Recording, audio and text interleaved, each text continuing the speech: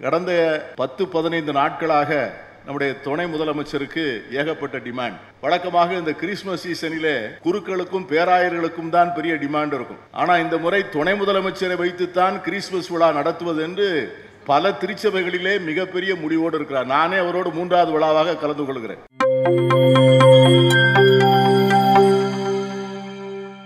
கோயம்புத்தூரிலே ஒரு அருமையான விழாவிலே கலந்து கொண்டார்.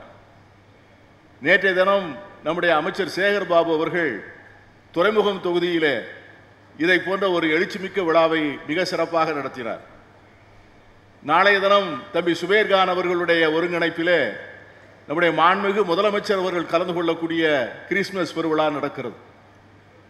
இந்த விழாக்களை எல்லாம் ஏதோ ஆட்சியிலே இருப்பதற்காகவோ அதிகாரத்திலே இருப்பதற்காகவோ ஏதோ வெறும் அடையாளமாகவோ நடத்துகின்ற பண்பாட்டை கொண்டதல்ல இந்த தொடர்பான விழா கொண்டாட்டங்கள். நான் அமைச்சர் தாமு அன்பரசன் அவர்களோடு இது 7வது ஆண்டு என்று எண்ணுகிறேன்.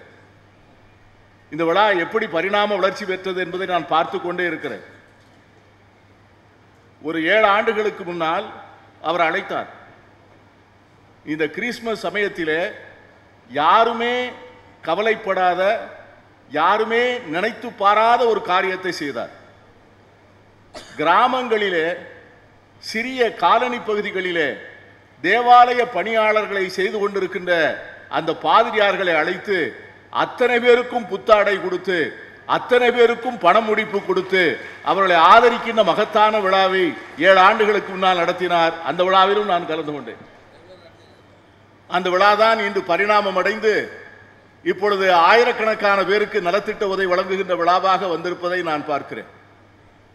நம்முடைய முதலமைச்சரும் சரி, நம்முடைய பேராயர் அவர்கள் சொன்னார்கள், தலைவர் கலைஞர் அவர்கள் கிறிஸ்துமஸ் விழாவிலே கலந்து கொள்கின்ற போது எவ்வளவு மகிழ்ச்சியாக வந்து கலந்து கொண்டிருப்பார் என்று நான் அருகில் இருந்து பார்த்தவன். ஏறக்குறைய 15 ஆண்டுகள் அவர்களோடு கிறிஸ்துமஸ் விழாவிலே கலந்து கொள்ளக்கூடிய வாய்ப்பினை நான் தொடர்ந்து பெற்றவன். இன்று தலைவர் இந்த கிறிஸ்துமஸ் விழாவை எல்லோரும் கொண்டாடுகிறார்கள். நேற்று கூட நம்முடைய எதிர்க்கட்சி தலைவர் கொண்டாடி இருக்கிறார். பிரதமர் கூட டெல்லியிலே இதை போல ஒரு குடில் ஏற்பாடு செய்து அதற்கு முன்னால் அவரும் ஒழுங்குபடுத்தி ஏற்றி இருக்கிறார். இன்னும் பல அரசியல் தலைவர்கள் கிறிஸ்துமஸ் விழாவை கொண்டாடுகிறார்கள். ஆனால் அந்த விழாக்களுக்கெல்லாம் இல்லாத வேறுபாடு என்ன இந்த விழாவுக்கு என்றுதான் சிந்தித்து பார்க்க வேண்டும். இந்த மக்கள், பேராயர் சின்னப்பா அவர்கள் சொன்னது போல, டாக்டர் தலைவர் கலைஞர் அவர்களோடு உணர்ச்சி ரீதியாக ஒன்றுபட்ட மக்கள் இந்த சிறுபான்மை கிறிஸ்தவ மக்கள். இது ஏன் சொல்றேன்னா, பேராசிரியர் காதர் மொய்தீன் அவர்கள் சொல்வார்கள், மற்ற தலைவர்களெல்லாம் சிறுபான்மை மக்களுக்கு உதவி செய்ய நினைத்தார்கள், ஆனால் கலைஞர் ஒருவர் மட்டும்தான் ஒரு சிறுபான்மை மக்களைப் போலவே சிந்தித்தார் என்று சொல்வார். அவர் சொல்வார், என்ற தம்பி, எத்தனையோ தலைவரை நான் பார்த்திருக்கிறேன், ஆனா கலைஞர் ஒருத்தர் தான் தம்பி ஒரு இஸ்லாமியராகவே சிந்திப்பார் என்று சொன்னார். கிறிஸ்தவர்களுடைய பிரச்சனையை பார்க்கின்ற போது கிறிஸ்தவர்களை மாதிரியே சிந்திப்பார். மாற்றுத் திறனாளிகளை பார்க்கின்ற போது ஒரு மாற்றுத் திறனாளியாகவே அந்த பிரச்சனையை சிந்திப்பார். சமூகத்திலே நலிந்தவர்களுடைய பிரச்சனைகளை தனது பிரச்சனையாக்கி, அந்த வலியை தனது வலியாக்கி, அந்த வேதனையை தானே உள்ளார உணர்ந்து அந்த வேதனைக்கு மருந்து தேடுகின்ற அந்த தாயுள்ளம் கொண்ட கலைஞருடைய வாரிசாகத்தான் இன்று நம்முடைய துணை முதலமைச்சரை நாம் பார்க்கிறோம். ஆகவேதான் யாருக்கும் இல்லாத தைரியம் அவருக்கு மட்டும் வருகிறது.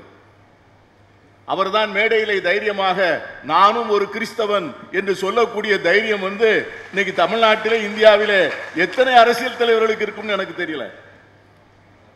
அப்படி சொல்வதற்கான ஒரு மன நிறைவு வேண்டும். எந்த கட்சியினுடைய தலைவர்களும், எந்த முதலமைச்சரும், எந்த அமைச்சரும் ஒரு மதத்திற்கு மட்டுமே சொந்தக்காரர்களாக இருப்பது அல்ல, இருக்க முடியாது, இருக்கக்கூடாது. அதை நாமே ஏற்றுக்கொள்ள மாட்டோம். கிறிஸ்தவர்களுக்காக மட்டுமே ஒரு அமைச்சர் இருந்து விட முடியுமா? கிறிஸ்தவர்களுக்காக மட்டுமே ஒரு முதலமைச்சர் இருந்து விட முடியுமா? ஒரு முதலமைச்சர் என்பவர், ஒரு துணை முதலமைச்சர் என்பவர், ஒரு அமைச்சர் என்பவர் சாதி, மதம், இனம் எல்லாவற்றிற்கும் அப்பாற்பட்டு அனைவருக்குமான அமைச்சராக இருக்க வேண்டும்.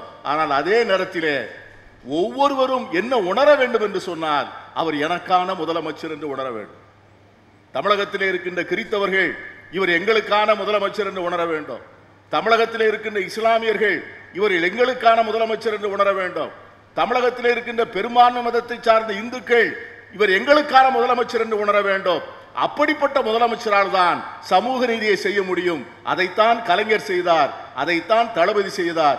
அந்த வழியில் தான் உதயநிதி நடக்கிறார். அதே கூட்டத்திலே சொல்லுகிறார், என்னை கிறிஸ்தவனாக பார்த்தால் நான் கிறிஸ்தவன், என்னை இஸ்லாமியனாக பார்த்தால் நான் இஸ்லாமியன், நான் முகமதியனாக பார்த்தால் நான் முகமதியன் என்று சொல்கிறார். நம்முடைய சிறுபான்மை ஆணைய தலைவர் வரிசையாக பட்டியலிட்டார். நான் இன்னைக்கு சில கேள்விகளை மட்டும் நான் வைக்க ஆசை. 4 வருஷம் அண்ணா திராவிட முன்னேற்ற கழக ஆட்சி நடந்தது. இன்னைக்கு இது ஒரு கிறித்தவ கல்வி நிறுவனம், சிறுபான்மை கல்வி நிறுவனம். இந்த மான்ஃபோர்டு நிறுவனத்துடைய பிரின்சிபல் இங்கே உட்கார்ந்து இருக்கிறார். இதற்கு ஒரு சிறுபான்மை சான்றிதழ் கேட்டு நாங்கள் ஏறாத அலுவலகமே கிடையாது.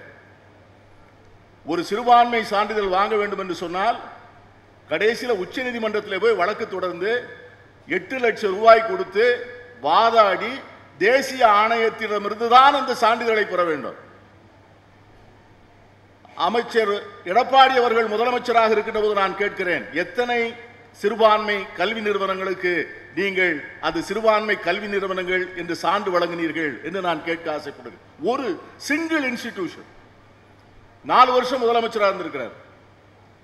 ஒரே ஒரு கல்வி 6000 கல்வி நிறுவனங்கள் நடத்துகிறார்கள். சிறுபான்மை சமூகத்து மக்கள் சாதி மதம் இனம் கடந்து அத்தனை பேருக்குமான கல்வி நிலையங்களாக நடத்துகிறார்கள்.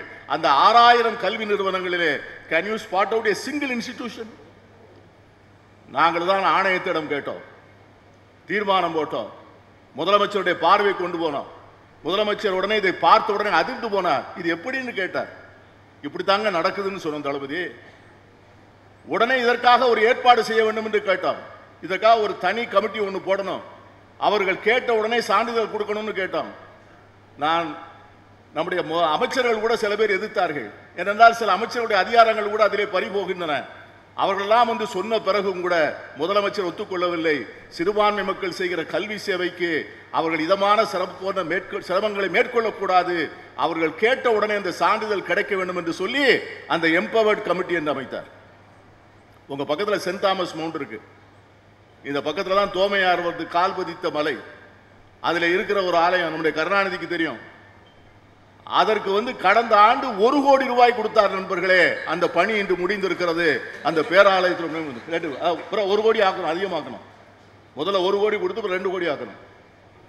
எவ்வளவு பெரிய பணிகள். நான் கேட்கிறேன் எடப்பாடி அவர்களிடம், அல்லது இங்கே கிறிஸ்துமஸ் விழாவை கொண்டாடுகின்ற மற்ற அரசியல் கட்சி தலைவரிடம் கேட்கிறேன். அடிக்கடி கேட்கிறாங்க. இன்னைக்கு கூட நேற்று கூட ஒரு தலைவர் பேசியிருக்காரு, சிறுபான்மை மக்கள் எங்களுக்கு ஓட்டு போடுவதே இல்லை என்று.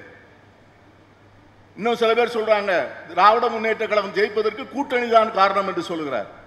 அது ரெண்டுமே தவறு. திராவிட முன்னேற்ற கழக கூட்டணி ஜெயிப்பதற்கு நம்பர் காரணம் அல்ல, திராவிட முன்னேற்ற கழகத்தினுடைய கூட்டணியினுடைய கொள்கை காரணம். அந்த கொள்கை வெற்றி பெற்றிருக்கிறது,